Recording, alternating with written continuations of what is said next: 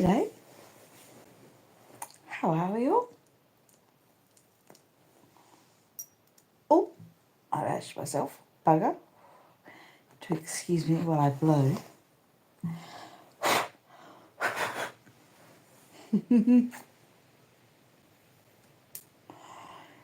You know how to whistle, don't you, Steve? You purse your lips and blow.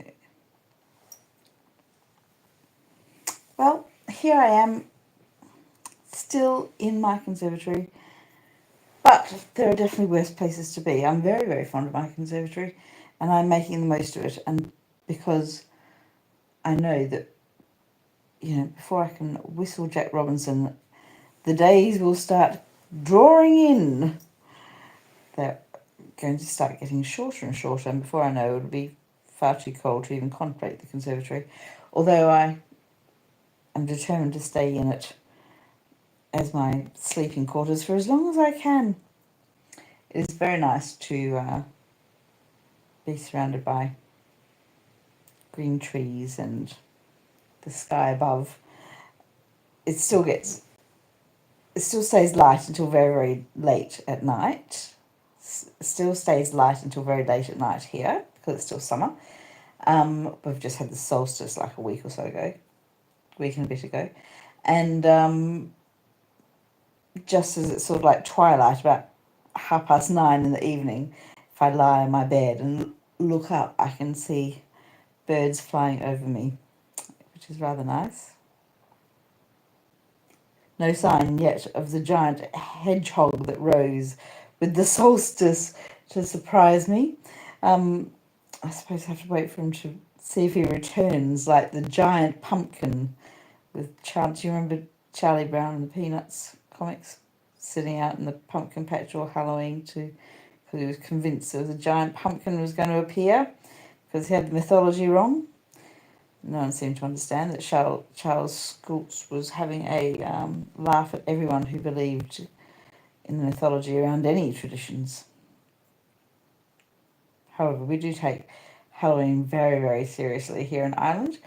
I was often asked by Americans when I was doing the bus tours, just like, do you celebrate Halloween here in Ireland?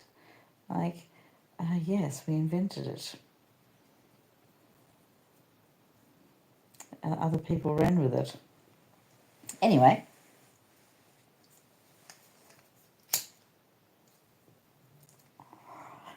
As I was saying, still here in my conservatory. And I will get stuck into the bit of Great Expectations in a minute. I thought I'd say thank you once and all. Everyone who's watching and listening and subscribing and sharing and joining as members here on my YouTube channel, and those who check out my Patreon, and those who find me on Instagram. My Instagram handle is the same as my channel handle, which is at mamaduck9370. But why do you have 9370 as the appendix to your name, Mama Duck? Well, thank you for asking, YouTube. I will tell you. It's because when I became Mama Duck, it was my DJ name. When I was a radio announcer, it was Mama Duck, self-chosen. I put a lot of thought into it. And 9370 was the frequency of the FM radio station where I worked. So I made that my Twitter handle and stuff so that people could find me on Twitter, because I basically got stuck into Twitter and which led to all kinds of very interesting discussions with all sorts of people, only because I was trying to promote my radio show down in Tasmania. And that was 2013. Yeah. So I've been Mama Duck for 12 years. There you go. All right. Let me have a look to see who we've got. Aaron Schaefer. Aaron S. Schaefer. You said hi. Well, I'm saying hi right back at you, Aaron. Hello, number one commenter. I'm so sorry I cannot translate your beautiful writing. I don't know if it's Arabic or Sanskrit or whatever, but I can't. Sorry. Hello, says Rizachim Maz. GBJ4063, with your goodness, you really do make me smile every time you pop up and say goodness. Although if you don't learn to say something else quite soon, I'm going to start thinking you're a bot. Hi. As I say, thank you everyone for tuning in, particularly during the lives. It does help me. And if you would take a second to subscribe, that would help me even more, so I can find my way into, other people's algorithms. I don't want to be famous. I don't particularly want to be rich, but I do want to earn enough money to, keep my dogs in very cheap dog food. And I'm going back to Australia next week. I know it's hard to, you can't say I'm plead poverty and then announce you're flying to the other side of the world, but I can assure you that I'm not the one paying for the tickets. My family clubbed together because they are legends and I am a ne'er-do-well that needed a bit of a hand. So I'm returning to Australia next week. But until then, I'm here in Ireland, trying to get my head around the fact that I didn't go, and then I am again. Because, of course, once you get your head into the space of like, what are you doing this time next week? Or things like, and then it doesn't happen. You sort of sit around trying not to think of what might have been. I try very hard not to sit around thinking about what might have been, because to do so only causes me extreme depression and a sink into PTSD nightmare from which it is only too difficult to climb out of. So let's just stick with a bit of English literature today, shall we? And distract ourselves from the world at large.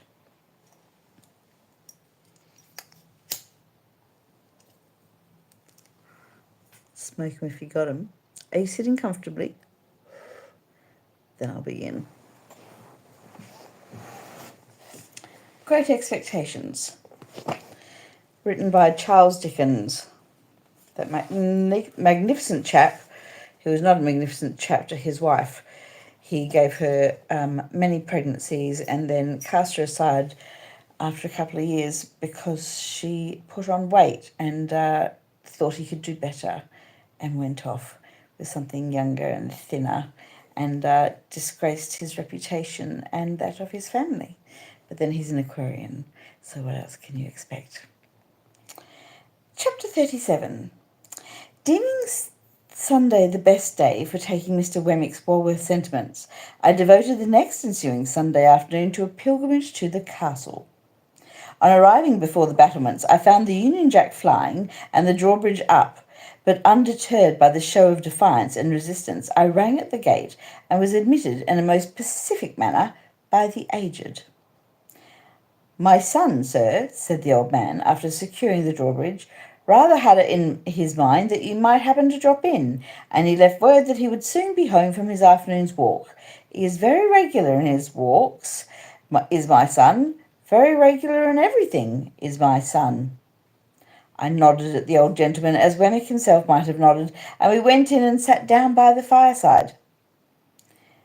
"You made acquaintance with my son, sir?" said the old man in his chirping way while he warmed his hands at the blaze. "At his office, I expect." I nodded. "Ha! I have heard that my son is a wonderful hand at his business, sir." I nodded hard. "Yes, so they tell me. His business is the law?" I nodded harder. "Which makes it more surprising in my son," said the old man, "for he was not brought up to the law, but to the wine coopering." Curious to know how the old gentleman stood informed concerning the reputation of Mr. Jaggers, I roared that name at him. He threw me into the greatest confusion by laughing heartily and replying in a very sprightly manner, "No, to be sure, you're right." And to this hour I have not the faintest notion of what he meant or what joke he thought I had made.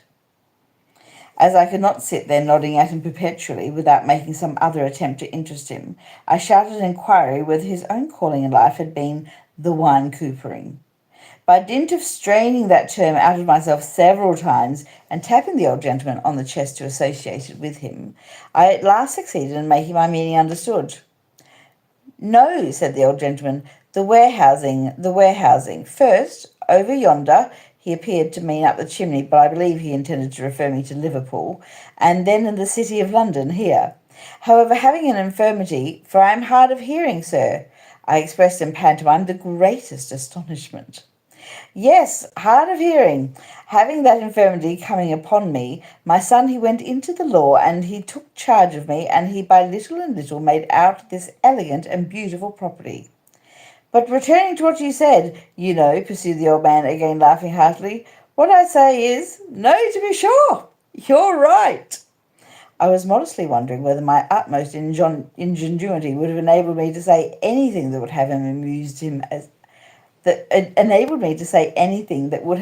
him half as much as this imaginary pleasantry, when I was startled by a sudden click in the wall on one side of the chimney, and the ghostly tumbling open of a little wooden flat with John upon it.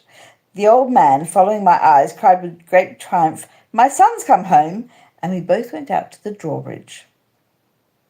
It was worth any money to see Wemmick waving a salute to me from the other side of the moat, when we might have shaken hands across it with the greatest ease.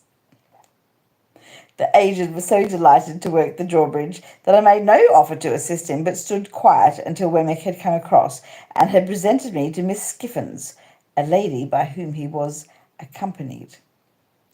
Miss Skiffins was of wooden appearance, and was, like her escort, in the post office branch of the service.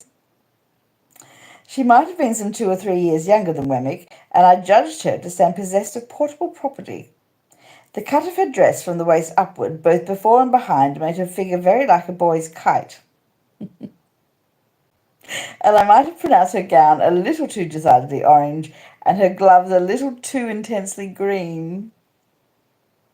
But she seemed to be a good sort of fellow, and showed a high regard for the aged. I was not long in discovering that she was a frequent visitor at the castle, for on our going in, and my complimenting Wemmick on his ingenious contrivance for announcing himself to the aged, he begged me to give my attention for a moment to the other side of the chimney, and disappeared.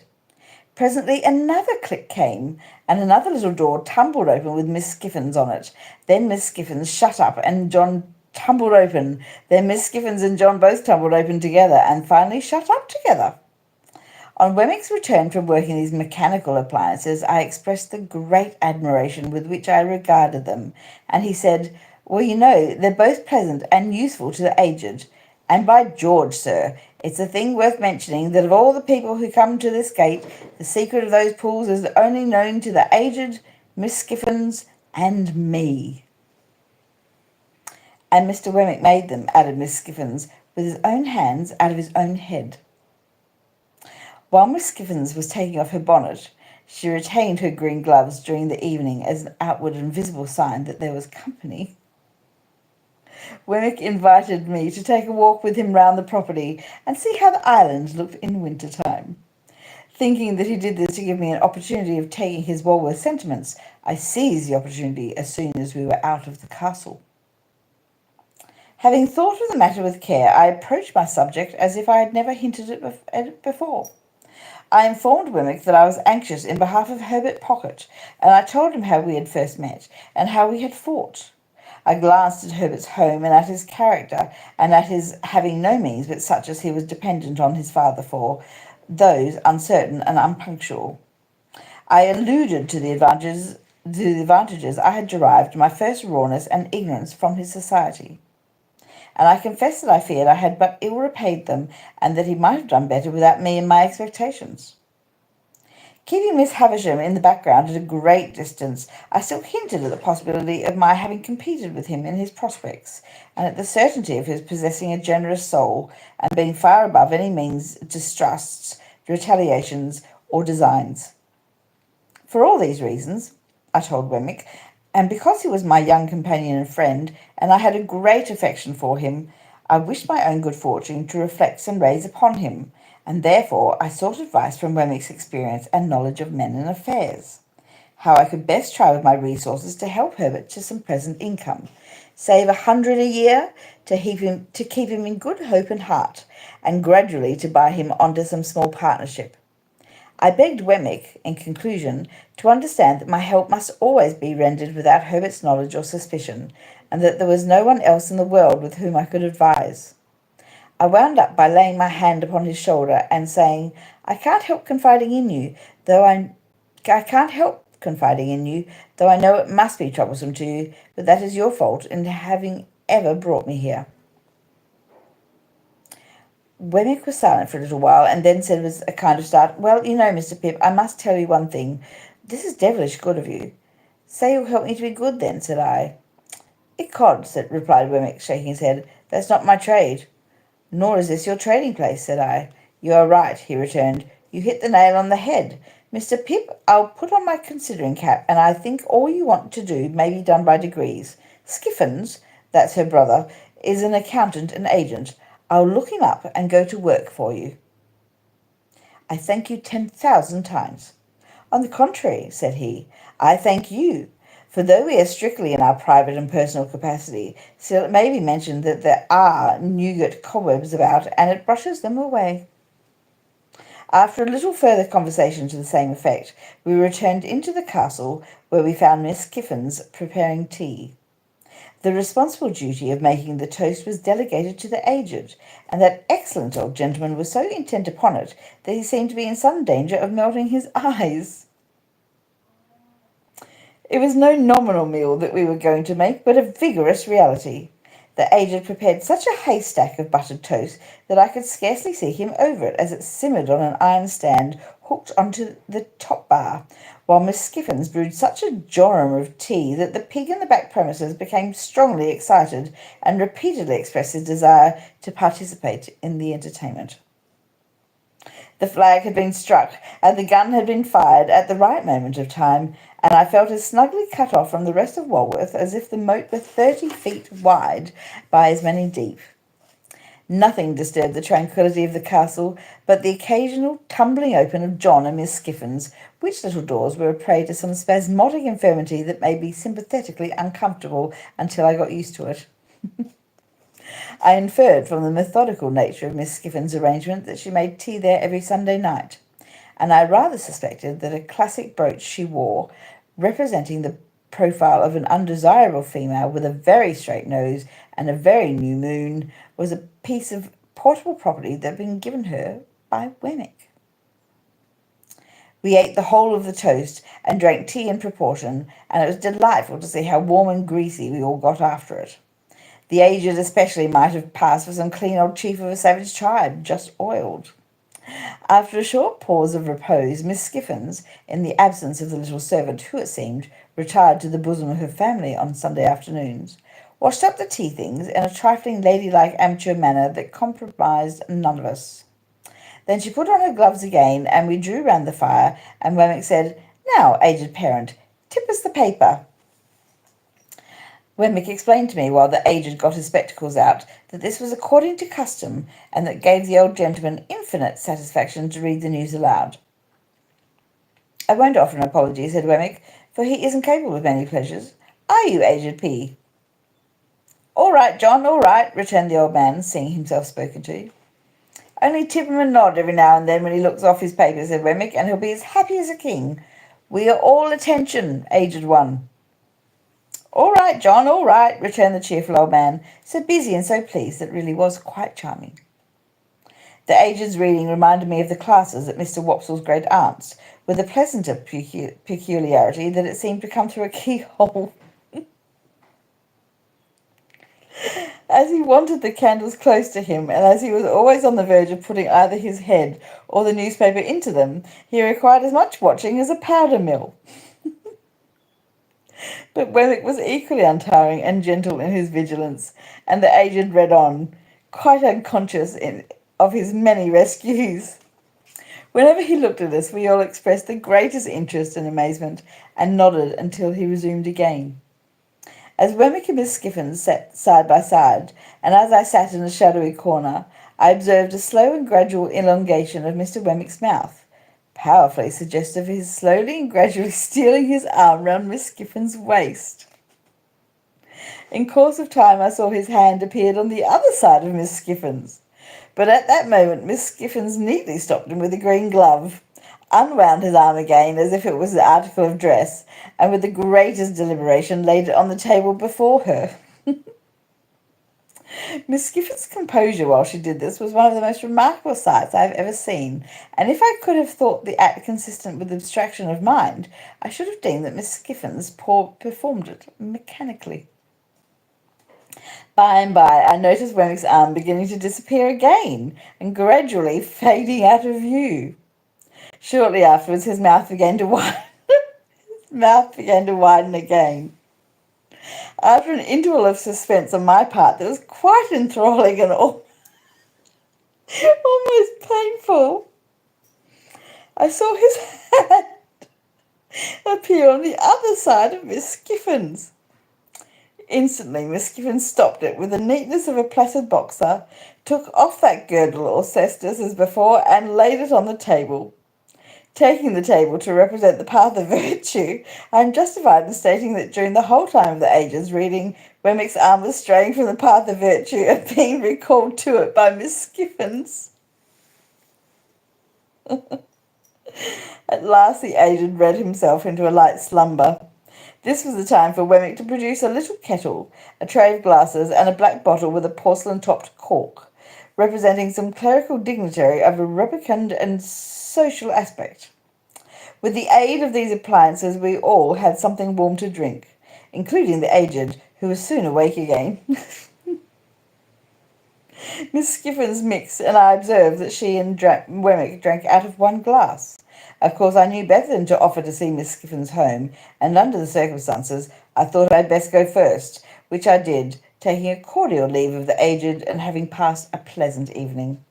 Before a week was out, I received a note from Wemmick, dated Walworth, stating that he hoped he had made some advance in that matter appertaining to our private and personal capacities, and that he would be so glad if I could come and see him again upon it.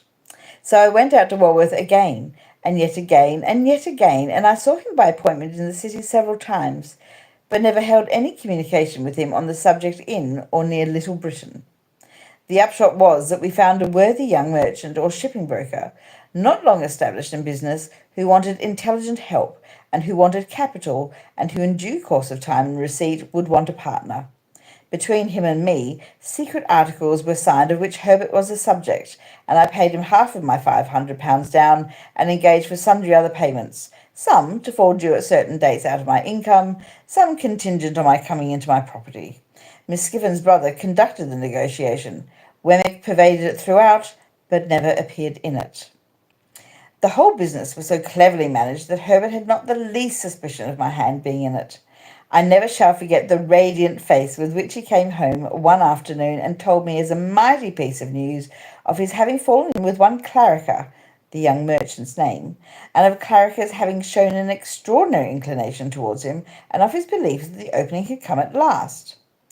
Day by day, as his hopes grew stronger and his face brighter, he must have thought me a more and more affectionate friend, for I had the greatest difficulty in restraining my tears of triumph when I saw him so happy.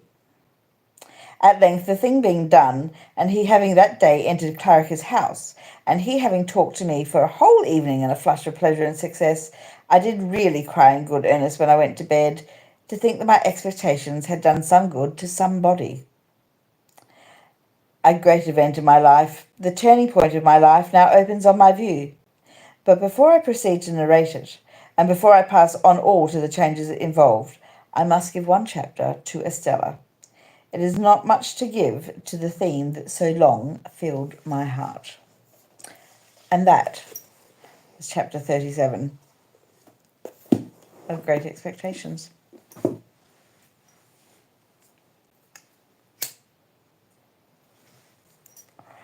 I do hope you enjoyed that. Those of you who, can understand my Aussie English. I've always found Mr. Wemmick's castle to be a bright relief. The best sort of comic relief in a Dickens novel. Mr. Wemmick and his castle. The drawbridge is about 6 foot long. I love it. It is metaphorical, of course, of an Englishman's home is his castle. But not just an Englishman's, of course. It should be the human right of everyone to have their own little home of which they can make their own little bit of paradise inside without threats of anyone coming and taking it away from them. Aloud, Free Palestine, etc. All that. All right, chaps. Thank you so much for watching, and I shall be around again in the not too distant future. I'll see you when you've got nothing on.